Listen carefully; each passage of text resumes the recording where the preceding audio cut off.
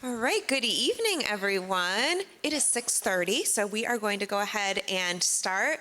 Welcome to our Power Hour. My name is Shayna Kataya. I'm the Director of Student Services for the district, and we're so thrilled and grateful to have you all here this evening to talk about a couple really important topics for those of us who are in the same boat of raising tweens and teens and dealing with social media and technology and when we're giving phones and not giving phones and allowing social media and not allowing it, and then dealing with the really important topic of drug and alcohol prevention. So I'm very happy to be joined by Leilana Hughes, who is our Student and Family Engagement Coordinator and a district-based social worker. Matt Kwiatkowski, who is our Director of Technology, and Gwen Savinsky, who is one of our Instructional Technology Specialists. And before we start, I just want to say a huge thank you to our PTSA, who not only just shows up to these events, but is always here bringing us healthy treats and some special sweet treats if you still have a sweet tooth after the holidays and New Year. So thank you so much, not only for continuing to show up and support, but helping us to continue to come up with topics that are important to our parents and guardians.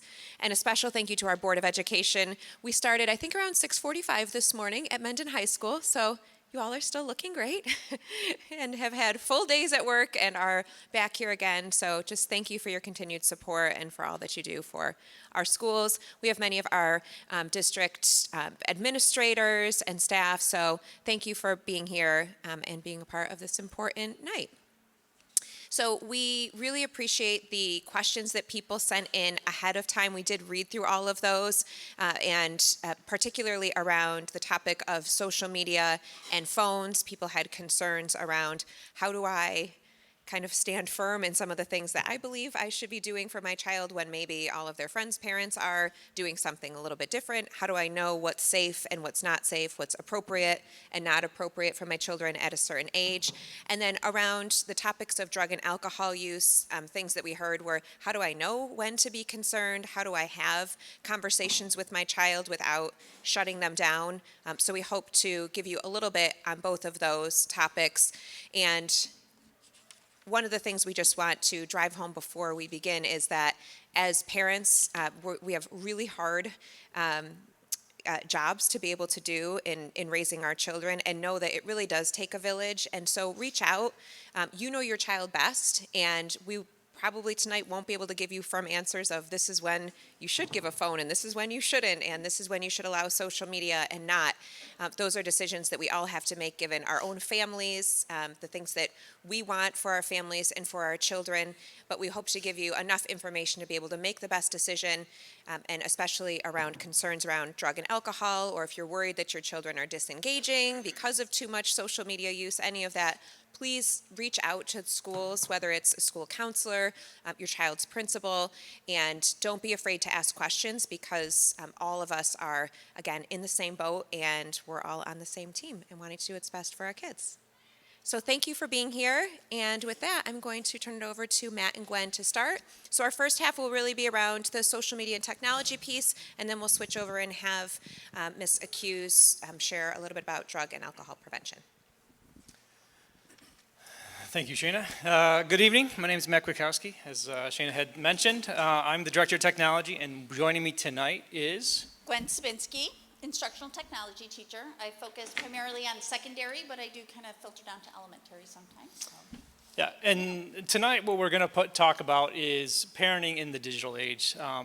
As a parent, I've got 3 young girls. I've got twins that are 7. They'll be 8 in 20 days, and I got another one that's a little bit older that's 9, and this is becoming a reality for me, right? All this stuff is starting to hit home, and before it was a lot of research based, and now it's a lot of practice based. So it's starting to take into shape, and so now I'm asking myself, well, why are we using social media, right? And that's a big part of that. I think we missed a step.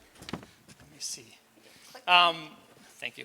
So first, before we get into the social media, we took a lot of time. We've presented before on this topic, and we really wanted to get into defining, well, what is social media, and just having that baseline understanding. And social media really refers to any digital platform, system, website or app that enables people to create and share content and connect with each other, right? It's that connecting with each other that is really what makes social media, right? It's that social aspect of it. So why do kids use it? They use it to connect with each other. Nobody picks up a phone. We know that. We know our kids. We see them do it. I have a 12-year-old and a 14-year-old, and my daughter, instead of coming downstairs to talk to me, what does she do? Text me, right? How many are in that boat? Probably a lot of you, right? So I tell her, well, if you want to talk to me, please walk down the flight of stairs to the living room where I am in the same house. So this is how their world goes, right? This is how they're talking to each other. They also learn about their current events, right? They're not turning on the news like we used to. This is how they're learning about their current events. This is how they're learning how to do stuff. My daughter crocheted a bunny for her friend for Christmas. Had never crocheted before. She went to YouTube and learned how to do it. So this is how they're digesting all of their content now, right? It's all online. It's meeting new people. It's, for any number of reasons, they're using social media, right? So this is their world. We need to learn how to help them navigate it safely, how to use it appropriately, all of those things, right? So we have lots of questions around it. I still have lots of questions, and I'm knee-deep in it, so. Pros and cons, obviously, great ways to connect with family and friends. If you've got family that lives out of town, across the country, across the world, it's a great way to stay connected, right? I had family that wasn't in town when I was growing up, and it was handwriting letters. Now you can pop on FaceTime or any sort of Zoom, whatever, and you can see those family members, which is a nice benefit. Meeting others with the same interests, it's a great way to connect. But there are cons, right? We worry about cyberbullying, harms relationships, and that lack of in-person contact. Unrealistic views of others' lives, right? You look at these perfect lives that people are posting up on social media, and nothing's wrong with their lives and everything's wrong with my life, right? So things that we just need to kind of keep in mind. Drama, I have a 14-year-old daughter. I think drama goes with life right now, right? That is life. So just things that we need to kind of keep in mind as we're navigating this social media. So as we started doing some of this research, we started to look at, well, where are teens going for social media? And on this slide here, there's a number of different applications. And within a few minutes as we're talking, there's probably a new one that's out there that we're not aware of and will continue to grow. So just some of the ones that I think are rather growing and continue to be popular: TikTok, Twitch, Tumblr, WhatsApp, things like that. And really, as we look at this overall, there's different categories. There's texting apps, there's photos, video sharing apps, there's secret apps, live streaming video, and then there's meeting and dating apps that they kind of fall into. And when like I said, when we looked at the research, we started to see some general trends in this. One which was rather surprising is a lot of these applications that we're familiar with starting to go down. Facebook, right? Facebook is no longer a place where you're going to see a lot of younger kids. It's much more for the older generation. It's for the old people. Old people, right? Then things like Instagram, TikTok, Snapchat, they continue to grow in popularity. YouTube is sometimes you may not think of that as a social media app, but there is a social media component to YouTube. And YouTube has been pretty stable over the last several years. And then also on the other side of this, it's when teens are interviewed and asked, a lot of them say it's about 54% say it would be very difficult to actually give up social media. And we're showing some additional graphics here that kind of show that research. So talking about cyberbullying, as Matt said, we had done a presentation actually pre-COVID about social media and whatnot. And when we were going back through all of this, back in 2018, 59% of US teens had claimed to have been bullied or harassed online. And so we're like, well, let's take a look and see what those numbers are. It had to have gone up. Surprisingly, it's gone down. So down to 46% in 2022. That's a good thing. That means hopefully all of the teaching that we're doing in schools, the education we're doing with our students, with our children, they're at least, even if they're on social media as much as they are, they're learning how to be safer with it. They're learning how to be more respectful with it. So at least in that sense, things are getting a little better, right? So as much as they're on it, they're getting better in terms of how they're using it safely and appropriately. Better. It's not where it should be, but it's definitely getting better.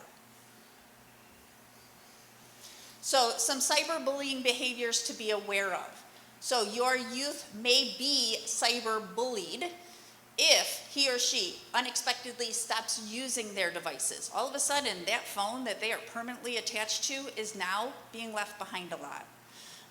Appears nervous or jumpy if they're using the device. Appears uneasy about being at school or outside.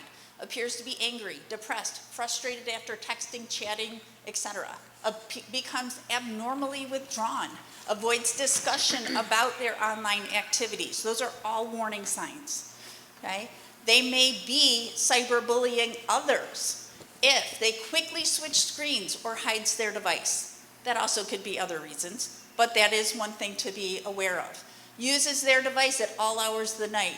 Gets unusually upset if they can't use their device. Avoids discussions about what they're doing online and seems to be using multiple online accounts or an account that is not their own. Doesn't mean they are getting bullied, does not mean they are bullying, but things to just be aware of in that cyberbullying aspect. So some of the things they classify as covert aggressions is things that we want to kind of draw attention to. So covert aggressions, I don't know if anyone's ever heard of this term, but it's things like subtweeting. So subtweeting simply is, to kind of boil it down, is just sending out tweets that have to do indirectly with individuals, right? And being able to say things in a mean and kind of nasty manner. There's also sins of omission, right? All of a sudden everybody's posted and everyone's tagged online, but you're left out of that tagging, although you're there, right? And then there's fake accounts, as Gwen had talked about, creating those aliases or those fake accounts to all of a sudden stir the pot. They go in there, they can have somewhat of anonymous posting, and then people start to now generate more and more things that are on these fake accounts. And then the last one is exposing. All of these is just being able to really shed light on the things that you want to look for, any behavior that seeks to really damage or harm somebody's reputation. Those are the covert aggressions that we're talking about. You know, and as we sit here tonight, and we talk through all these, like social media is not all bad, right? Like my daughter, she went onto onto her Fire tablet, and they went onto YouTube, and they learned how to draw a unicorn, and it was amazing. I'm not artistic like that. There's no way I could have sat there and said, hey, let me show you how to draw this unicorn. It was amazing what they created, and a skill that I didn't really know that they had, and they were able to follow this video along, and I was like, that's inspirational, right? And one of my 7-year-old, she comes home and she says, what inspires you, Daddy? And I say, wow, it's pretty big. So there's so much to go into that, but what they're doing, what they're creating, that inspires me. What they're using these technologies for, that's inspirational, right? So making sure we can inspire our kids to do the right with this stuff. Making sure that we can provide the resources and the guidance and the direction is what's important, right? And being able to inspire them to use this for the right reasons. So we're going to get into tonight, and we're really going to kind of dive into these resources to show you how you can be a little bit more protective, right? Because I will say even with my 7 and 9-year-old, I have protections in place on their Fire tablets. They only let them use their apps for a certain amount of time. I only let them look at videos for a certain amount of time. I'm doing things like using YouTube Kids, and I know that for the most part, the videos that they're watching are age appropriate, and I'm able to set those restrictions within the programs because they allow that to happen. So the very first one is, and I don't know, has anyone ever heard of Common Sense Media? So Common Sense Media, as I was doing some research for various gifts and all that, I was on Twitter or Target, and Target actually, I was looking at the new Nintendo Switch Wonder game, Super Mario Wonder, and it had a link to Common Sense Media, and I was kind of shocked that this is finally kind of getting out there and it's actually being used in a more public manner. So Common Sense Media, if you're not familiar with it, if you want to click on this link, it's a great resource that has all kinds of information, talking points, starters that you can sit down with your kids and talk through things. So for example, for this one particular page that we're on here, this has to do with apps, right? So Gwen, if you can click on that Snapchat app. When you click on this Snapchat app, it will show you, well, what's the age recommendation? And as you scroll down in this, it gives a little bit more of some additional information around the type of language, what parents need to know. It gives a video overview, some screenshots. It has what parents say. It also has what kids say about the app. Then it has, again, is it any good? It talks a lot about, again, what parents say, what kids say. So kind of breaking those two things up. It talks about some of the app details. I believe it goes also into the usage, I'm sorry, I'm drawing a blank. Terms of service, right? The terms of service in here. So there's a lot of information relative to apps. There's a lot of information about movies, about books, about the electronics. If you scroll back all the way up to the top here, there's articles, there's parent tips, how to talk to your kids about different, kind of scroll over to the parent tip. So how to talk to your kids about setting healthy habits with social media usage and just screen time in general. There's planners that are listed within here, worksheets that you can use and have as a conversation starter, because I know it can be difficult to kind of breach that conversation with your child. So there's a lot of stuff here. It's definitely worth 5 to 10 minutes looking through and just looking to see what you have. And it also breaks it down by level too. So it's not just, is it the tweens and the older kids, but it's also, you know, the big kids, the 8 and 9-year-olds, the little kids they classify as 5 to 7-year-olds. Okay. The other nice thing about Common Sense Media is that it is not owned by any corporations, so corporations can't sway decisions by common sense. It's all not-for-profit, so you know the reviews that are being put up there are not being swayed by, you know, the company that wants their product to sound good or anything. So it's a good, safe, reliable resource for when you're trying to vet some social media. So I like that, and they work very hard to make sure their funding stays that way, so that you can trust it as a resource.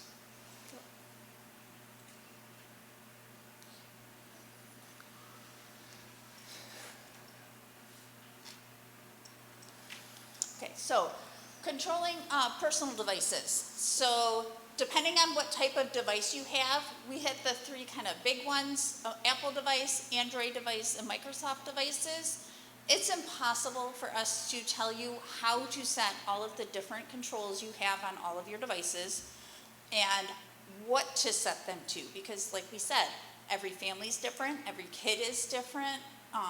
But this is just some ways that you can access how to do that. And we have, we're gonna share all of this information with you. I'm not sure Shayna can tell you where that will be, but all of this information, so don't feel like you need to start scrambling to like take down notes or anything. But Apple Screen Time is a way to control your Apple device. So if you click on this, you know, it'll go through and tell you how you can limit screen time for your kids, how to see what they're accessing. The nice thing is, I'm an Apple family. We have all of our Apple devices. So it'll tell my kids every week how long they've been on the phone, what's their average daily usage. We have conversations about that. And so that's one thing that you can do. Family Link with Android, there's family safety, there's additional parental controls with Apple. So like Android, if you go there, how to keep your family safer online, it gives you tips on establishing rules, how to manage your account, stay connected on the go, etc. I'm not a Google person? I'm on the Android side, she's on the Apple side, so it's Right, so, one of each. so that's some information there. Also, a lot of the gaming systems, like we have a Switch, there's parental controls we can put on that. PlayStation has gaming controls. Almost all of the systems out there now have some sort of parental controls on there. So if you have a device out there and you want to know if there's a gaming or a parental control, go to Google or a search browser of your choice and just type in whatever the system is and parental controls, and I guarantee something is going to come up to let you know how to control it. We can also, so that's great because that's going to control the individual device. And now we're going to get a little techie right now. With your router, with your modem, you can really get into these things and control just exactly what is happening within your house, right? I had a bunch of my nieces and nephews over for New Year's, and at 12:30 when I'm like, I just want to go to bed, it's so late right now, I went on and I kicked everyone off. It was fantastic. Everyone got kicked off the internet. They couldn't get on there, but also at the same time, every time they wanted to jump on, I put them under a specific profile for children only. So I made sure that whatever they were on, it was restricted, and it was only allowing them to get to the stuff that I wanted them to get to. Right, so you can manage this, and I'm not going to sit here and say I know how to do this for every single solitary router and modem that's out there, because there's a lot of different variety. I have the Eero system at my house, and I've used that, and there is a subscription fee, unfortunately. It seems like everything is these days, but that does help you with managing that access. And Gwen, I don't know if you're using anything at your house to do this, but we use the Circle app. Yep.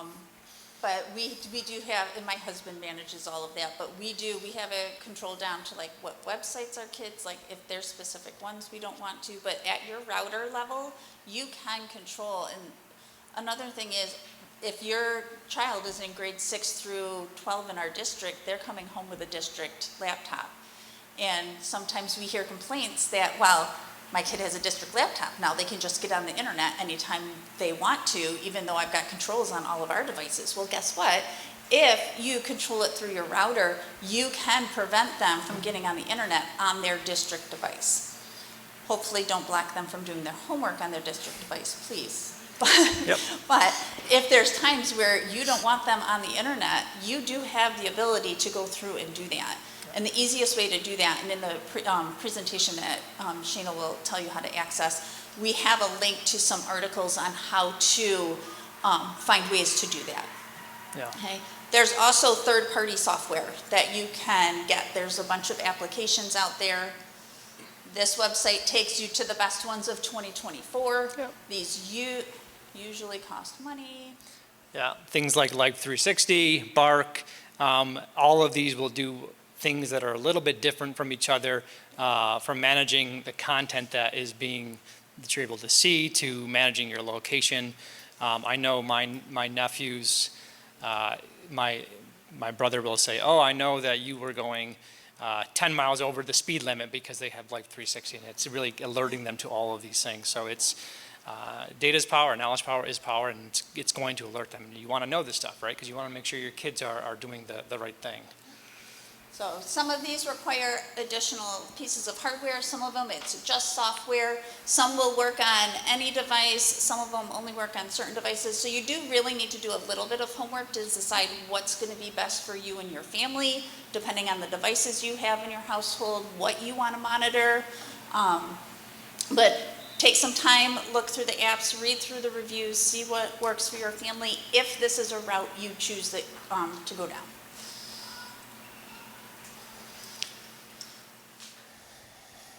Additionally, through the AAP, the American Association of Pediatrics, there is a media plan, which is pretty neat. You can have different profiles for yourself and your family, and then what you do is you start to think about those things that are cutting into the day, right? So my daughter's at gymnastics right now, and then she goes to lacrosse. So then they're an hour there, an hour there. And she goes to school for several hours, and then she's got homework to do when she comes home. So it starts to then take that, how much time should they spend online on the screen, right, having screen time, and it starts to shrink that down to more of a realistic, like, they should probably only be on there for 15 to 20 minutes, right? And it's going to be different based upon those activities that you're doing. And it's customizable. You can have different profiles and different, you can put in different children because all our children are going to be different, right? So if one's playing basketball, one's in the musical, you can have all those things to kind of show those activities that they're doing and then really get down to, well, what should your day look like? The Family Tech Planners is a link to the tech planners available on Common Sense Media. So that was just kind of a shortcut for us to get there. The American Psychiatric Association, right? Yes. Is article just on keeping teams safe using social media. That's just some tips there. And then terms of service didn't read. A lot of times, the terms of service is like 20 pages long. This website will distill it down for you and give you like the key things that you really need to know about the terms of service for many different websites.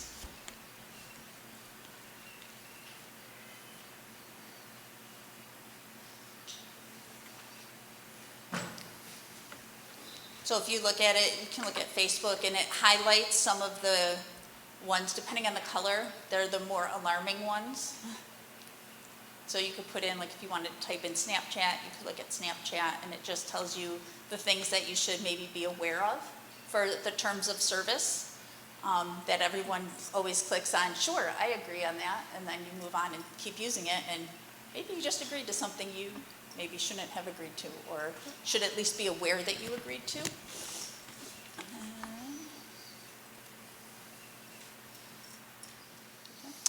So really, as we kind of wrap this up as we're coming to the top of the hour,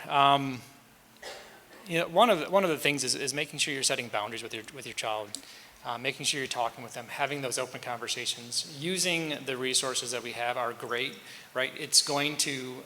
Technology is great when it's working and when everybody falls in line to what it's supposed to do. But what I know and what I unfortunately is the truth is that technology will take us so far, right? And as a director of technology, it's hard to say because I really put everything into it, right? But the websites and different things, we got to continue to talk to our kids about, really at the end of the day, it's up to them. They have to make the right choice. They're the ones that have to make those decisions because they're going to be with us for only a certain amount of time, and then they're off to the world, right? And we want to make sure that we're empowering them with the knowledge, we're providing that confidence to make those decisions, and when they're faced with those challenges, that they're able to kind of stand up and do what's right? And some of the things that Shana had mentioned around when is a good time to provide a phone, when is a good time to start to introduce those things. There are different, as I'm starting to learn now, there are different types of ways you can introduce these technologies into your household. We've got Amazon Fire tablets where it's very limited in what they can do. Our friends, they just purchased Verizon Watch that I think it's called the Gab, where it's very limited to who they can talk to, right? So again, having a slow, controlled rollout of the technology that the kids are using in order to keep it somewhat guided. Another thing that comes to mind is the Kids Messenger app, right? That's another way that everything comes to me. It's going through my account. I can see how the kids are interacting on social media. I can have those conversations. So if all of a sudden something happens and I look and I say, well, I see exactly where this is going wrong. Let's talk to my child about that. Let's make sure they understand why the things are happening the way they are, and try to process this information. It's a lot for a little mind to handle, and it's a lot for them to take on by themselves. But in that communication, in that relationship with your children, it's important that you have that open communication with them. So hopefully you found, like I said, like Gwen said, hopefully you found this helpful. A lot of those resources take time, look through them, and find that information. Because if you have any questions, don't hesitate to reach out. Happy to kind of jump in and shed what I can and share my experiences with you guys. Yeah. Yeah. Yep.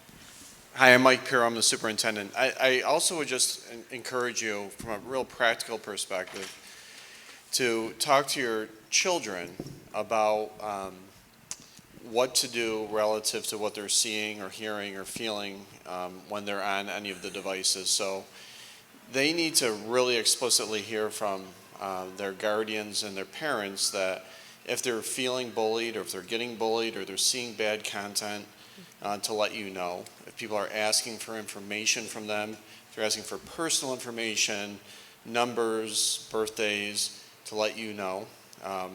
You should know that if they're getting picked on or bullied through social media, to call their principal or a trusted person in the building. It's not acceptable, it's not okay. You also need to let them know that whatever they put out on social media is out there forever with their name attached to it. They can't retract it. We've had students lose scholarships at the high school level because of their social media. We've had students arrested because of their social media. We've had students suspended long-term because of their social media. And these are good kids making really bad decisions. So I think if I were in your shoes, which I really am, talk to your students about boundaries. When they come home, ask them what was on social media today. Just casually, what was on social media today? What did you do on social media today? How was it? What were your interactions like? But constantly remind them if they're seeing or feeling or hearing anything where they're being picked on or bullied or felt like they're excluded, to talk to you. Let you know. Let someone at school know. It's not okay. There's a million great examples that we can give. We have high school principals over here and some middle school staff. A lot of our behavior issues are from social media. They're not from things that are happening in school. They're happening in home. They're happening at 1 a.m. when you're asleep. And they're still in their room typing and clicking and sending. And my worry is that really good kids can make a bad decision that can change the course of their life. So please be open with your children. Have an open conversation so it becomes natural. I want to know what you're doing on social media. I want to see some of the things that are in social media. I want to look at your Instagram accounts. I want to see what you're wearing. I want to see how you're portraying yourself.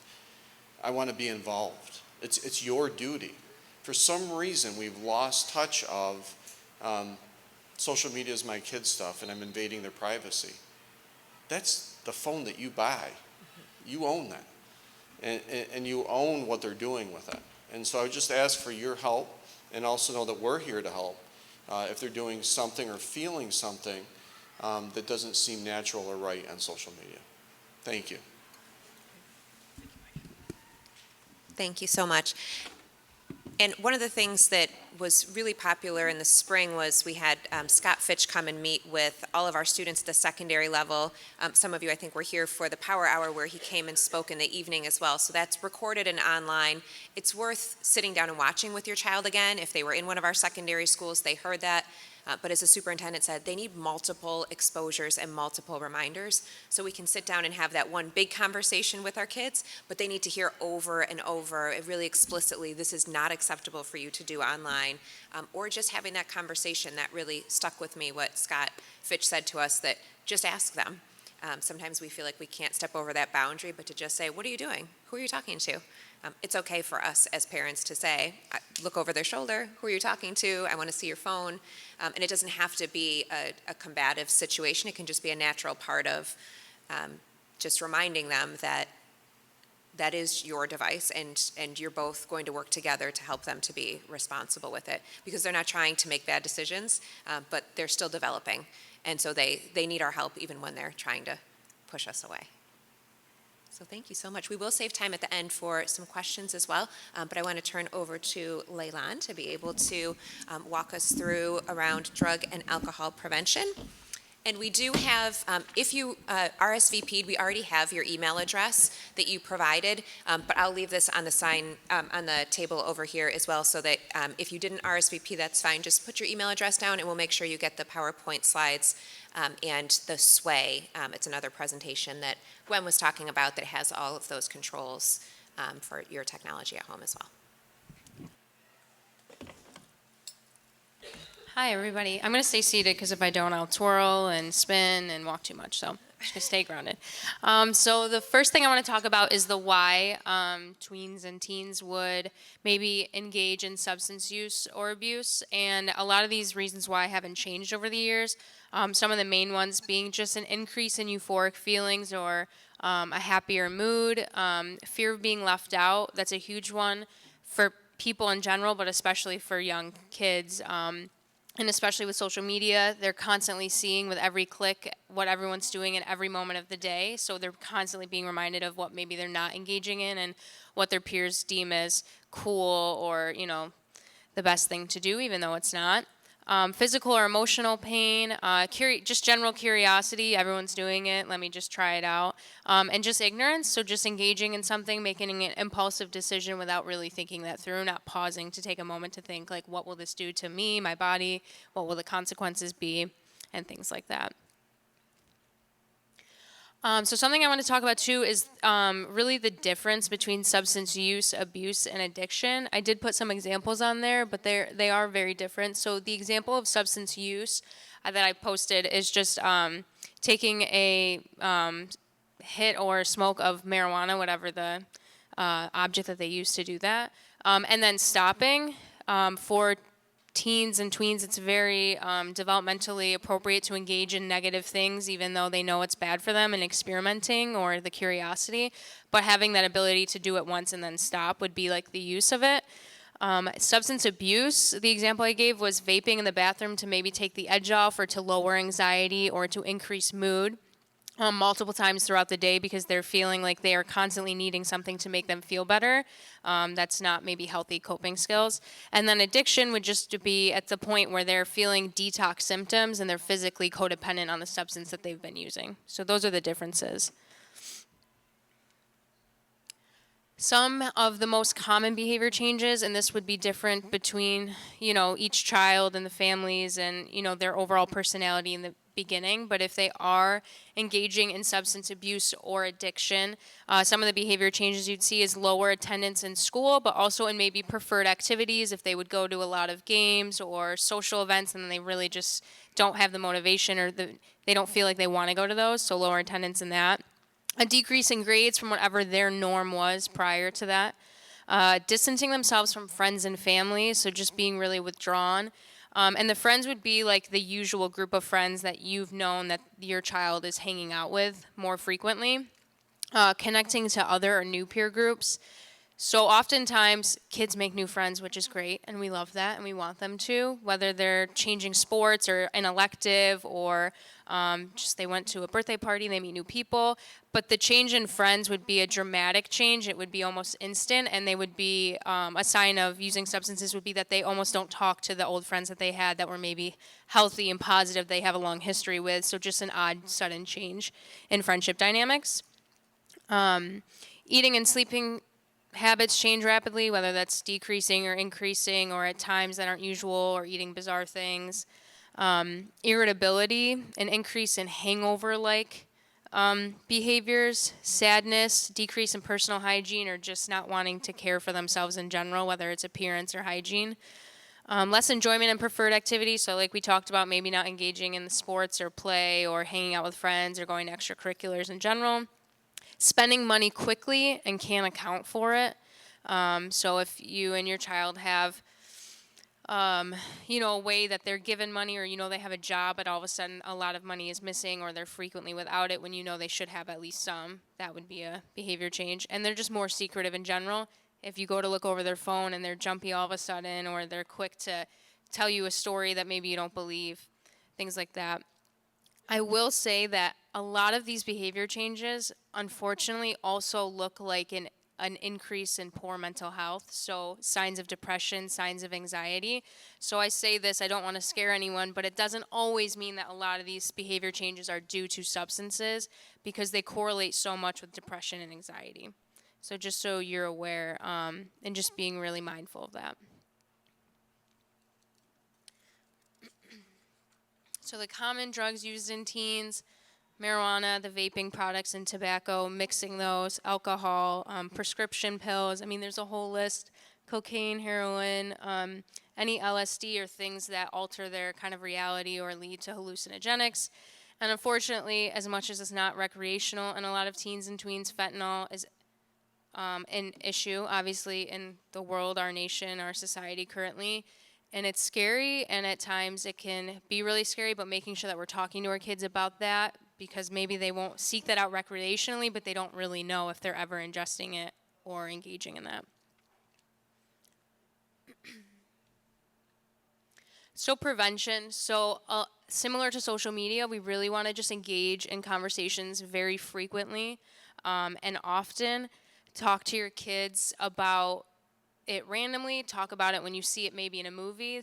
I suggest pausing it, taking a moment, discussing a scene that might have had substance use or abuse in it, processing with them, asking them their thoughts about it, listening. So a lot of times as adults, we tend to react to a poor choice or a negative behavior or anything that has to do with drugs and alcohol because it's scary and concerning. But with kids, they'll shut down. So it's really important that when you're talking to them, you keep an open mind and you're really actively listening. We really try and hold off on the shame and guilt and the judgment because they will, like I said, shut down. So like I said, just scenes in movies, if you hear lyrics in a song and it's concerning to you, just have casual conversations, but make it often.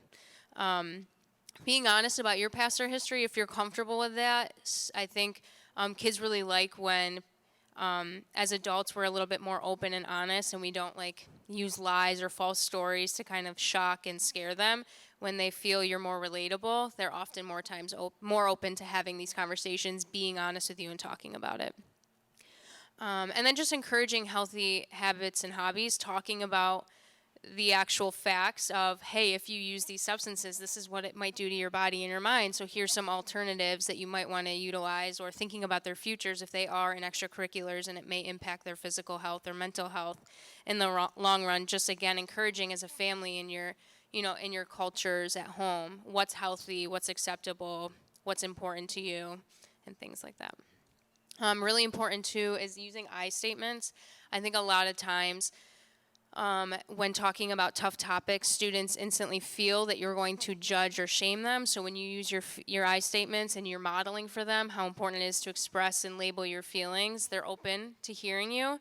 And it makes it easier for us when kids are open to talk more about our feelings and process that. Oftentimes, a student or a child might open up to you but say, well, a friend of mine, right? And we always have that fear, is this a friend or is this you?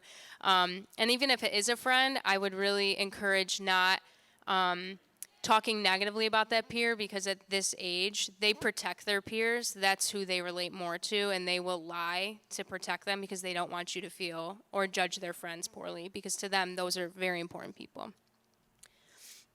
Next, we're just going to talk about some resources. So these are just common resources in our community that other districts partner with, that we've referred out to. Each of these organizations have different levels of support, whether it's adult or adolescent, it's outpatient or inpatient, it's detox, it's evaluations and assessments with doctors, if it's peer-run groups and Zoom sessions, or just if you feel like it's rose to a level of hospitalization, obviously, the hospitals. And if you're not sure or you're confused or concerned and you just have questions, please just call your mental health teams at the schools. We have a lot of great mental health teams, and they have a lot of great knowledge, so we'll be able to point you in the right direction.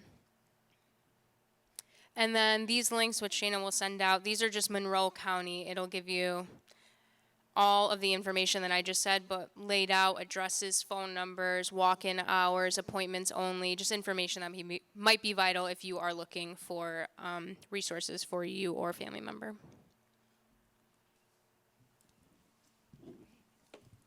Thank you so much. So before we turn over to questions, just to reinforce a few of those really important reminders, that just being as open and honest as you can with your kids is so important, and trying to use, as Leilan was saying, those I statements. So, I would be really worried if I saw that type of behavior in you, or making it more about how that impact is on you versus a judgment on your child, can help to keep those lines of communication open. And please, please, please reach out if you have questions. Sometimes it just helps to level set, and you'll call and say, "Oh my gosh, all of this is going on with my child," and we might say, "Well, that sounds like a lot of really typical behavior for a 16-year-old." Or you may call and say, "I'm not so sure about this," and we might say, "Yeah, that's probably something that we might want a little more support with." And we have a lot of resources within our school and within our communities that we can help point you towards. So sometimes we just don't know what's typical, what's not typical, what should we be worried about. So don't ever hesitate to call. That's really what we're here for. So with that, I'll just open it up to any questions.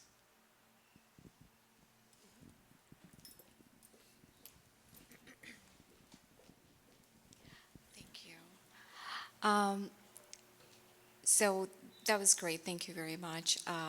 The biggest challenge that I have is I do have a strategy, but I don't know if it's the right one. Like when my child has friends and each household is different, their boundaries and their expectations are different from their child. The thresholds are different.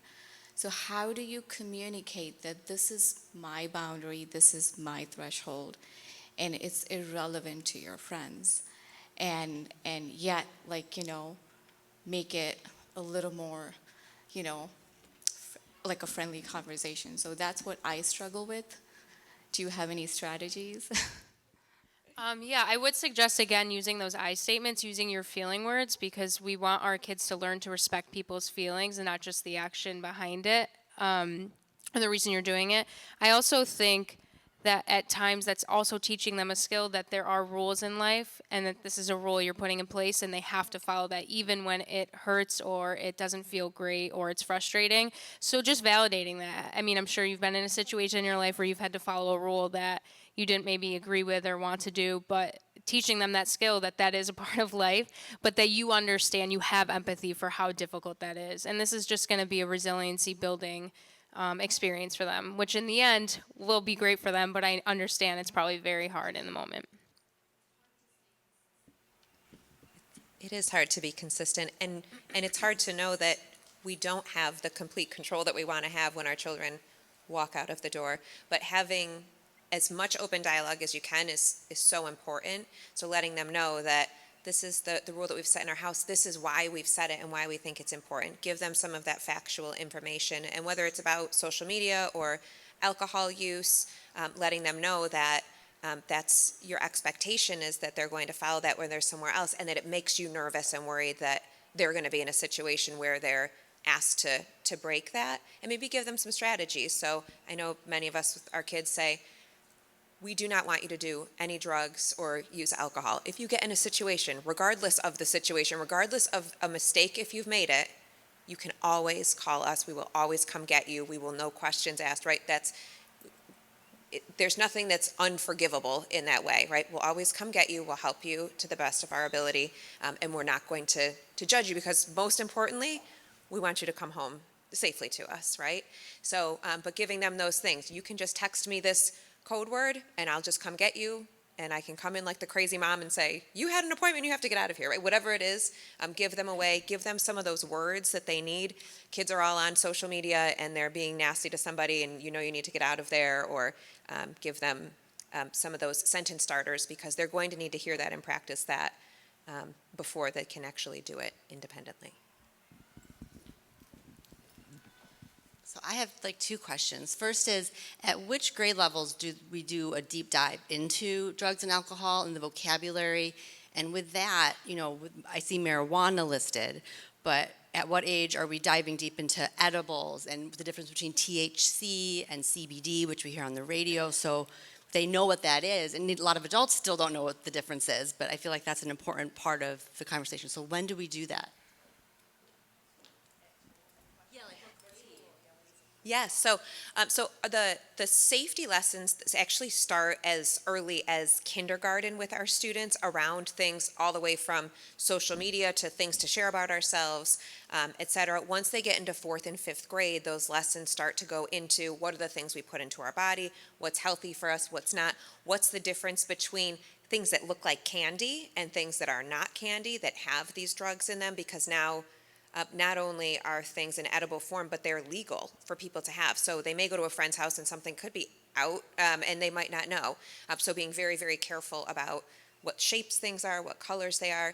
And then as they get into sixth grade and up, those health lessons really dive more into statistics around drug use. And they do get into some of those sentence starters and things. How do I get myself out of this situation? What if I were at a party and this were happening? How do I help a friend if I think that they may have taken something and we're not sure what it is?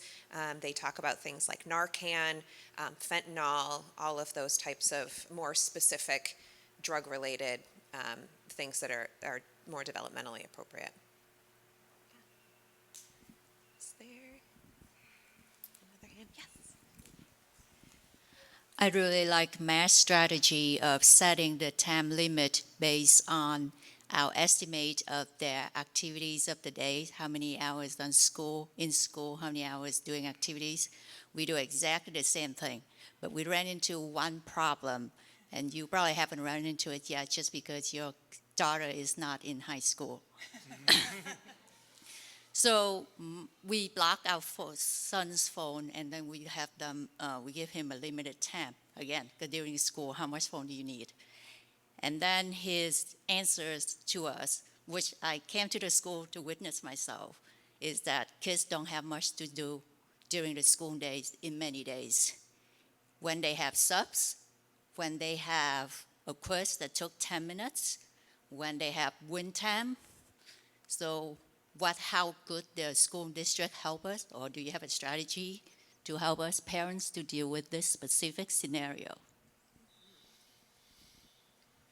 Yeah, there's that idea of how to be able to use time that may be less structured, right? During the day, whether it's at school, outside of school, you're waiting for the bus, things like that. Again, setting those limits of what's appropriate. But from what we've heard, I think historically, and even as recent as our focus groups that happened right before break with our students and their families, is a lot of times the kids are overwhelmed with the amount of things that they have to do at school during the school day, and there's not a lot of that downtime. So it's going to be a balance with kids, regardless of what, depending on what semester they're in or what courses they're taking. But really maybe reaching out and talking to some of their teachers, looking at them with their grades and talking about, a lot of times kids are missing some of those strategies of, how do I use time to be able to study appropriately, or what does that even look like, so that we can help them. If you end up having 15 minutes, that's a great thing. Here's what you could do to actually use that time, and it might be something online. Sometimes it's Quizlet or Castle Learning or something that a teacher's provided, but it could be making flashcards for yourself. It could be reading for something that maybe isn't due yet. I know kids don't like to do things that aren't due right away, but how can we help them learn some of those chunking strategies to chunk out some of their long-term assignments? And a school counselor is a great person to reach out to be able to help with that, because I know each kid's different. I have one that's very independent and can do all that on their own, and then I have one that looks at me and says, I don't know what it means to study, right? So being able to help them with some of those more independent skills as well, because they will just go to the phone, and they will use that as their backup and their way to kind of decompress when they're stressed as well. I just want to ask, is the phone allowed to be used in school, middle school? So the phones are not allowed to be used in school, so unless they have permission from a teacher to use it for an academic purpose. So I think in middle school they're not allowed to have them at all. And then in high school, they need teacher permission to use them during class time. Is that correct? Yes. Yes. If they have permission to use them, then they would. Yes. And sometimes we. I disagree. I think they use them all the time without permission. Right in front of the teachers. Like, it's not like they're hiding either.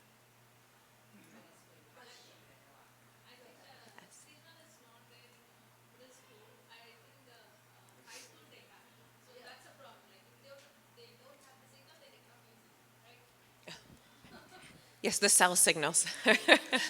Yes, the cell signals are not very strong in our schools. They're older buildings, so they're not very strong. But we do have revamped expectations, especially in our high schools, where students have to have teacher permission to be able to use their devices.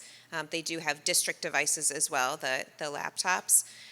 But from my experience being in our schools, the students do have to have permission to be able to use them. And we do want to encourage them. For some of our students, there are great strategies where they may be taking pictures of an agenda board, taking pictures of something on the wall that they're going to be using for a strategy. So we're trying to teach them to use them for good. But there will be times definitely that we want our kids to not be using the phones. And so, as you know at home, it's not always the easiest to reinforce, but we've seen a huge shift in the last few years. Yeah, so teachers can give permission to use the phone for an academic purpose or for whatever purpose, if they're listening to music while they're doing artwork, things like that. They absolutely have the right to be able to do that. I hear what you're saying. I just don't think that's right. Okay. Yeah, I hear you.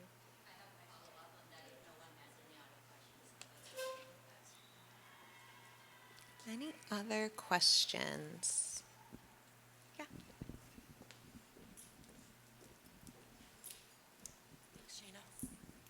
Yeah, I had a question about the district laptops.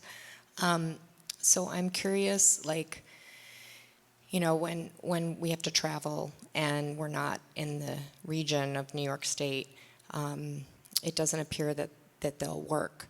So I'm wondering if there's any way to get assignments and work on them offline, especially like if you want to tell your kid you can't be online anymore tonight, but you can still do your homework if there's something due. Let's say they have to use Word or whatever to write something.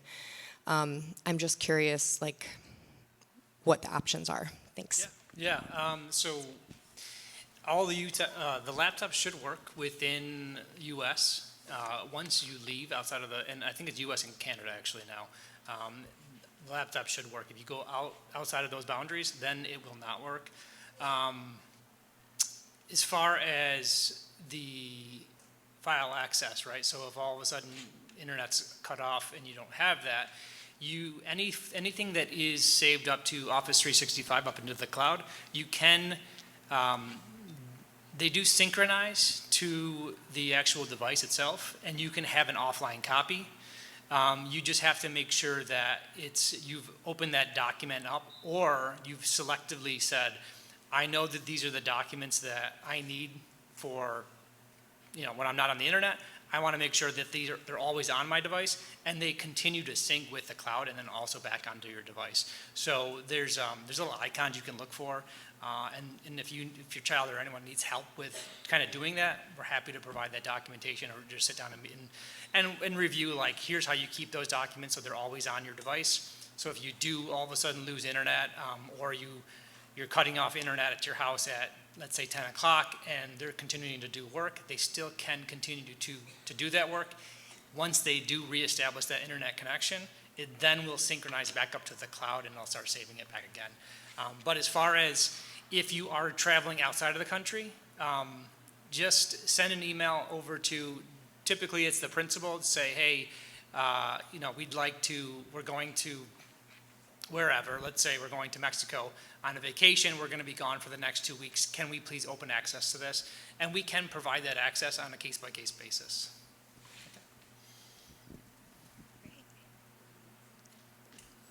All right. We're right at 7:30. So I just want to take a moment, just thank our presenters for this evening. Thank you so much for your time. And we are here, our Board of Education, our administration. Please don't hesitate to reach out if there's anything at all that comes up. And again, just continuing to have those open and honest conversations with your children and with the school staff, and just know that we're all working on this together and here to support you. So please don't hesitate to reach out. Thank you very much.